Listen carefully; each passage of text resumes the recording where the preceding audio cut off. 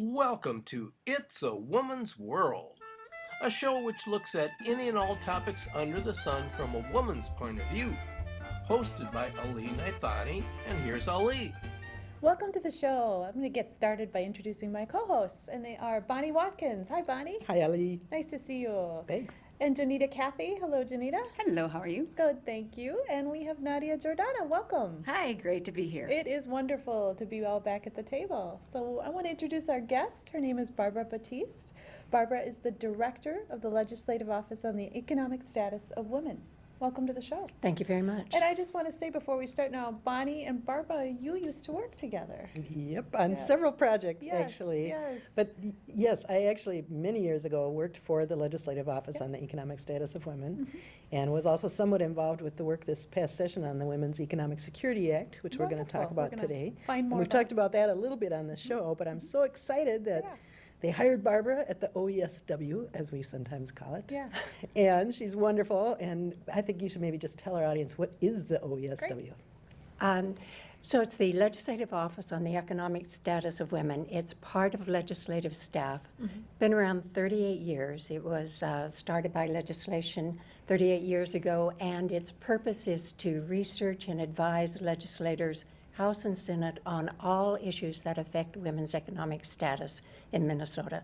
But through the 38 years, it's also become a kind of an informal liaison between people in the community who work on women's economic issues and the legislators. I like the idea that it's the liaison between the office and the community. Can you talk a little bit more about that? Right, I'm finding, I've only been in this position since January, but I'm finding that's really important because it can be intimidating to have to deal with the legislature, but because I'm staff and I get to know them, if somebody comes to me and says, there's really a problem in this area, or I really need to talk to a legislator on this, because I'm right there and I'm in the same building, I can go to the legislators or to the real power, their staff, and say, this organization really has a concern about this bill. Could you talk to them? Or here's something you should consider. And I have to say that, there is such a long tradition of this office really providing very factual information. So many people think women's issues are emotional and it's all about who takes out the garbage and, but having that fact base on the changing demographics of our state and, the women in poverty is just so helpful. And, there's other interests have such strong lobby groups at the Capitol, very honestly. The League of Minnesota Cities, the Chamber of Commerce, they have lots of people who are paid to go up there and make sure legislators know their side of the story. But women, by and large, many of whom are still in poverty, some of whom are still being beaten up, et cetera, don't have that voice. So having, and it's even hard to figure out how to park up there, quite honestly. So having somebody you can contact to get that information into the mail, I think is really great. And I hope you'll talk about the listening tours you've been doing also I will. to hear. And what you said about fact-based is really important. It is a nonpartisan office. Okay. And so you have to be very, very careful, and it has in the past, that everything is fact-based and everything is neutral. And that way, I think the legislators really have respect for what we say. And so your role is to gather facts about whatever topic that pertains to women across the state of Minnesota, and you're presenting that to legislators. Are you educating the community? What is sort of the grassroots level of what you do in that office? It's all of the above, actually. Yay! For example, during the legislative session, I may get a call from a legislator that would say, I have this bill before a committee tomorrow. Could you speak about its impact on women? And I would go and I would have fact-based. I'd do the research and say, here's how it will impact women in Minnesota economically. On the other hand, for example, I am speaking this coming weekend to the National Guard in honor of Women's Equality Day in Camp Ripley, and I'm going to talk to them about the Women's Economic Security Act. And sometimes I'm not actually giving them facts on something. I'm just saying to legislators, here's an issue that's important. Here's what I have heard from the community. Look at this issue. Amazing. Is it tricky keeping it nonpartisan? Is there a leaning one way or another, or is it a little bit difficult to keep it in the middle of the road? It's very interesting. Very interesting. I hope that the facts speak for themselves, but there are always instances where the facts may go against one party or another.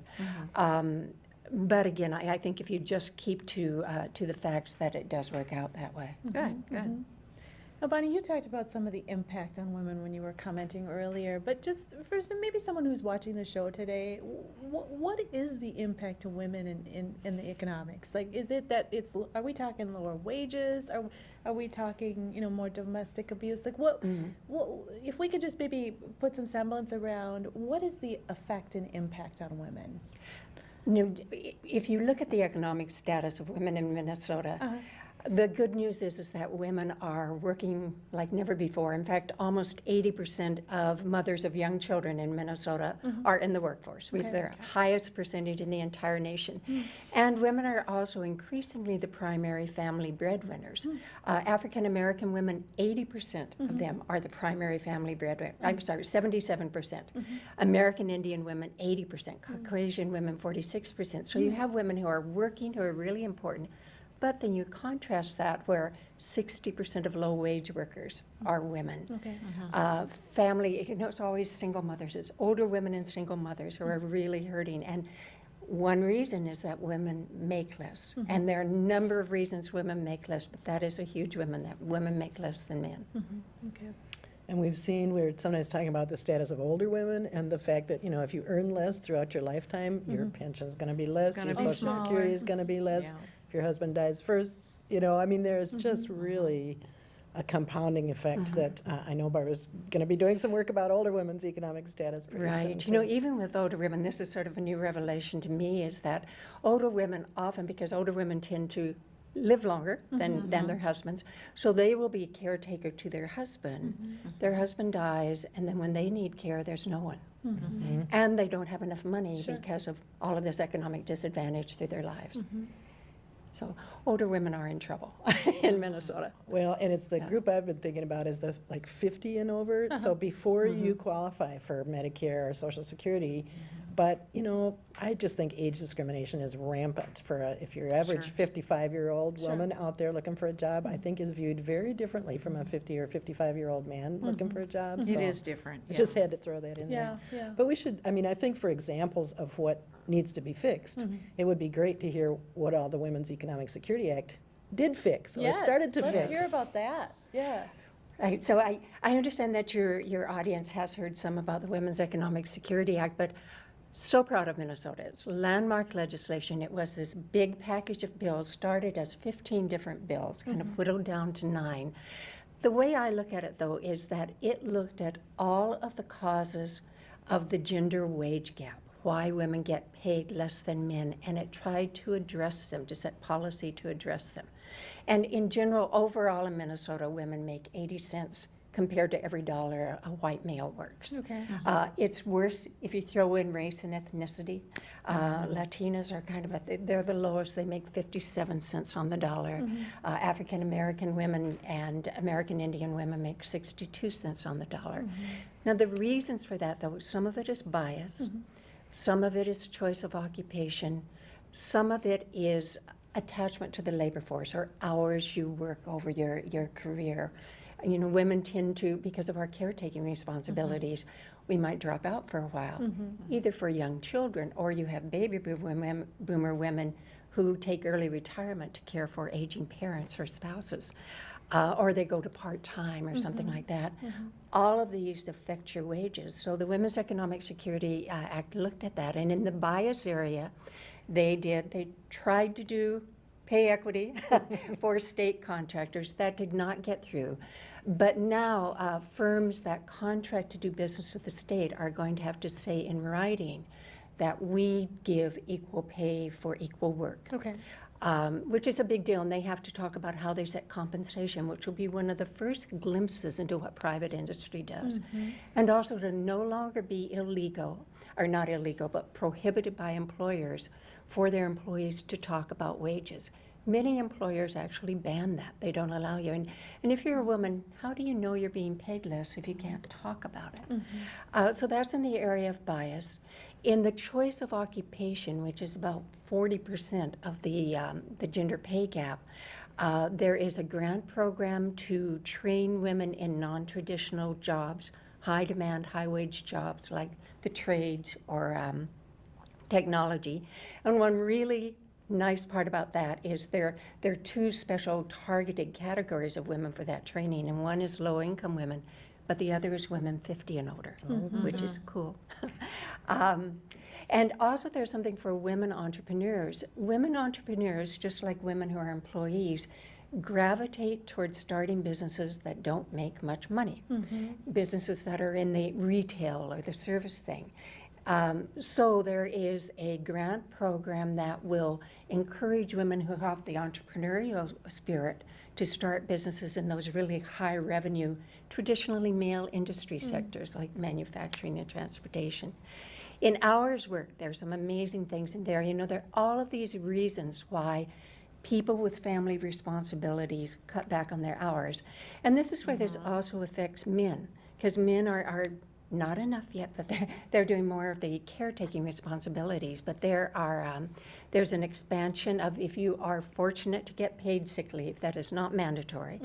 But if your employer does use it, it now may be used also for in-laws and for grandchildren, in addition to already like for grandparents, spouses, children. Also, you may use this paid sick leave, if you get it, for safety leave. So if you're a victim of sexual violence or stalking, you can use that. I wondered what that safety was. I saw a reference to that, and I was curious about that. Yes. And there is testimony about how time-consuming that is. If you've been assaulted, or if someone you love, a daughter, for example, has been assaulted, you have medical appointments, you have court appointments, you have to meet with your lawyer, very time-consuming. Now you can get unemployment compensation if you quit a job because of stalking or sexual violence. And you know, that is where your abuser often knows where to find you. They know you're going to be at work, so sometimes women do quit because of that. There are things, you know, sometimes it's the pregnancy is why you may end up cutting back hours. So you may now use your parental leave, which is mandatory. Unpaid parental leave is mandatory, but you can now use it for complications of pregnancy, not just for the childbirth. You can... There's some basic accommodations, like, you know, having access to water at your workstation, you know, because you need to drink water. Being able to sit while you're working. It was so interesting watching the legislative debate on this. So although there's lots more women in the legislature than there used to be, it's still predominantly male. And we kept hearing this kind of background buzz with the guys going, well, does that stuff still happen? Is that really a problem? And you then know? women would testify and say, here's what has happened to me. And also with nursing, it is law that employers have to allow, if you are a nursing mother, they allow you to take some reasonable breaks to express breast milk.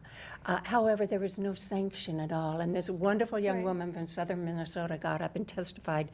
She was sort of a two-person office, worked for a chiropractor. She had a baby. She had told her employer she would be nursing, and after she did it the first day, he just hated it. He hated having it done, told her not to do it again. She said, well, it's my right, and he fired her. Stuff still happens. It still happens. So penalties were put in the law, plus you have to be allowed a private place and a clean place and a nice place. There were some things put in, other things for, not for this generation of older women, but for the next generation.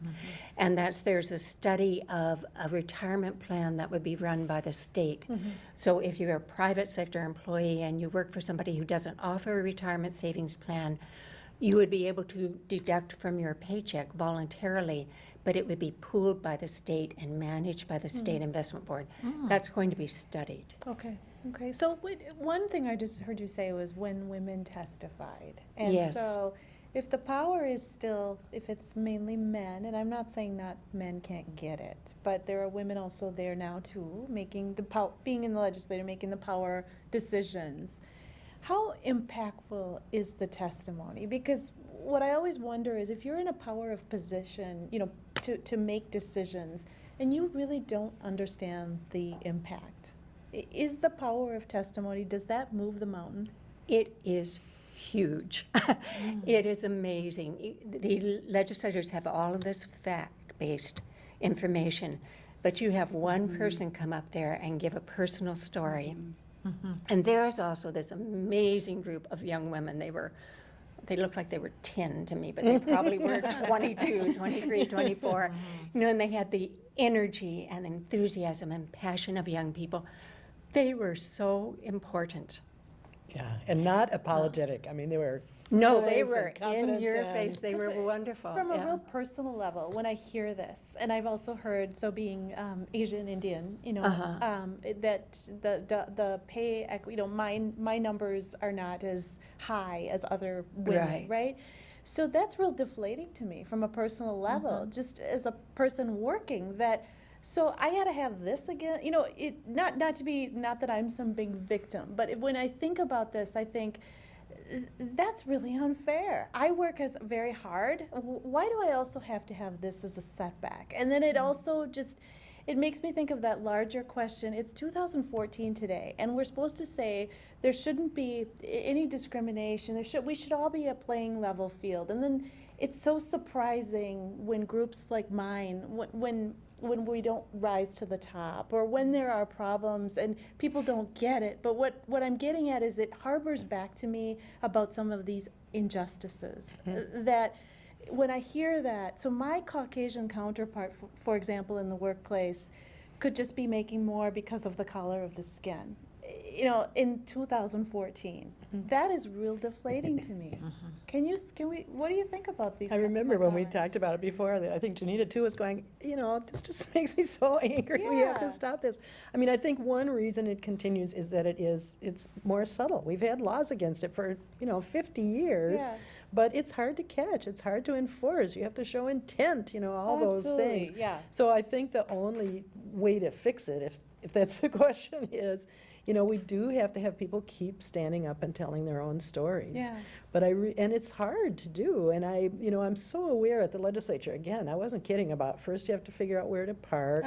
If it's the tiny bit of institutional support through the group. The Office on the Economic Status of Women, or some state agencies have advisory committees that will gather info. But otherwise, it's advocacy groups and nobody who has to figure out where you're going to park, explain that you have to take time off work to come down and testify at the committee hearing, which is from 10 to 1 o'clock in the afternoon, and who knows when your piece is going to come up. Drive down from Grand Rapids. I mean, it's hard to speak up for yourself, And even but having about- people help you is everything. Oh, absolutely. And even about talking about wages in the workplace and who earns what. I remember throughout my work history, it was understood you knew never to ask someone else. You knew never to your own. And if someone at the lunch break or whatever it is commits that faux pas, everybody else just freezes and is quiet. Now, it's nice to know that that's at least changing. It is. It would be nice if it were like the state where you actually can go online and you yeah. can see what everybody makes. Yes. And Bonnie, one thing you mentioned was so true. We actually had trouble getting women to give testimony on some parts of the Women's Economic Security Act because they had to work. Women tend to be on those lower wage jobs where you don't get time off. You don't for get the things time like off. this. Or they didn't have childcare. So, Or transportation, or, Yeah. Yes. And I think it's great that all of these things are happening and these laws are being passed, but then how does that average worker, the woman who worked for the chiropractor that needed to express milk for her nursing child, how does that person realize it? If it's someone who's not, this is wrong, I'm gonna go and find someone to support me, just someone who says, wow, I'm deflated, and they just go and have to look for another job. How do they know that that's against the law? Like, how do these people know to stick up or stand up for their rights? Is there some manual now that's being written as part of HR policy? Like, how are we being deliberate to make sure every employee knows, every woman knows, these are my rights as an employee of this organization? and the core group that first put together this Women's Economic Security Act is meeting on this and saying, How can we get the word out? There have been, of course, news stories. I'm giving talks to a bunch of groups. There is the threat of penalties, training for civil court employers. action, right? So HR departments should be aware of it. We might put up later the web address for the Department of Labor and Industry, which enforces a lot of these pieces, specifically the one on nursing moms, I think, because I think they are right now developing the guidelines. Some of these things go into place August 1st, so they're right now putting out guidelines about who to call, what to do, do you have to fill out a form? So I think watch for info, and we'll try to provide some as part of the program about how to get those things enforced. But a lot of it is just the buzz among ordinary people saying, Yeah. is that okay or not okay? What am I going to do about it? What's the next It's still step? difficult, though. You Yeah. know, if you are a lower echelon employee, to stand up against your employer is very difficult. And then what would the process be if I'm just, an everyday full-time employee for organization XY?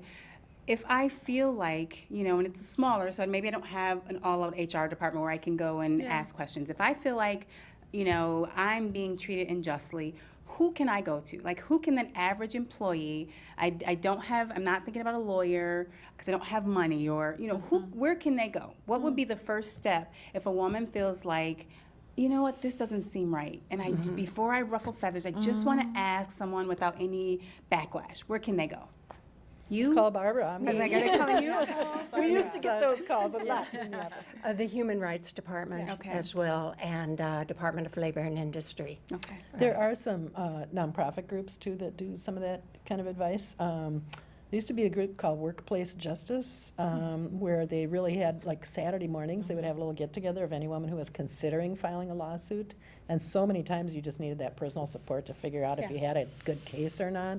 But Barbara could probably find you those links, because those are really helpful in those critical moments where you're trying to figure out where you stand. Well, and you think about most employers have to have up that wage billboard, flyer, that talks about the wages.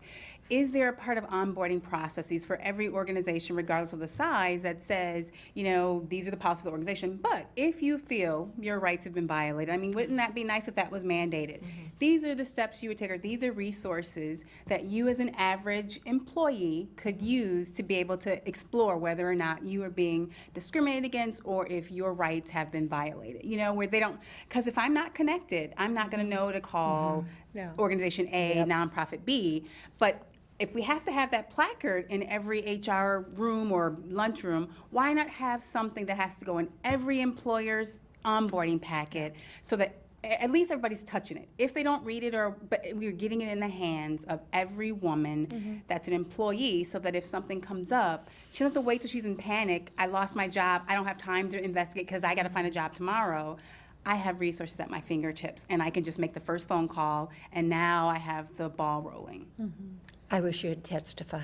Okay. There is at least one of those pieces. There was talk of a handbook, something that has to be in a handbook. I can't remember which piece that was. I don't. Might I be for the don't remember apprenticeships that. or something. I do know, for example, with the legislature, which has a lot of staff, they are putting together their employee benefit handbook, is making all the changes and putting what's in this.